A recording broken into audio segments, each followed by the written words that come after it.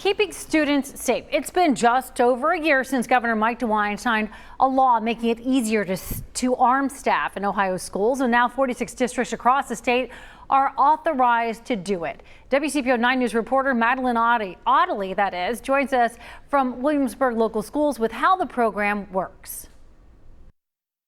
Walk around Williamsburg High School and you'll notice signs like this one. The district has had armed staff members for a few years now, and the superintendent tells me he believes it's another tool in the toolbox to keep kids safe.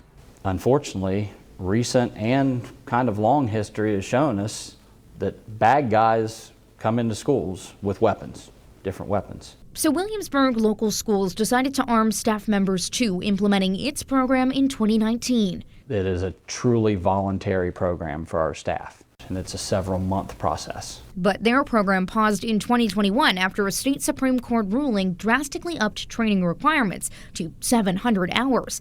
Last year, a new law undid that, dropping requirements to 24 hours initially, with 8 more hours each year after. Previously, that training had a lot of law enforcement-based topics that weren't applicable to using a firearm in a school. By the middle of this month, 46 Ohio districts were authorized to arm staff, 5 in our area. It's not a lot of educators. It's more so the school-based staff that are roaming around the building regularly. The state says other districts may opt for a school resource officer or private security, armed or not. Quite a few rural schools are taking advantage of this opportunity just based on their location with law enforcement. Williamsburg requires more training, 12 hours on top of the state's initial 24.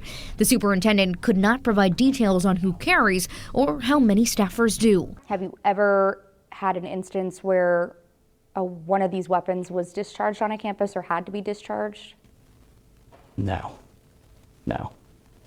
And if that happened, we would be reevaluating a lot of things. The impact, we hope, in 25 years, 50 years, 75 years, that nobody will ever have known who was armed staff trained, what it looked like at a close level, and certainly that we never had to use it. When I asked the state whether there's ever been a case that a school staff member has fired a weapon on a school campus, they told me it's not something that's required to be reported to their office. In Williamsburg, Madeline Audley, WCPO 9 News.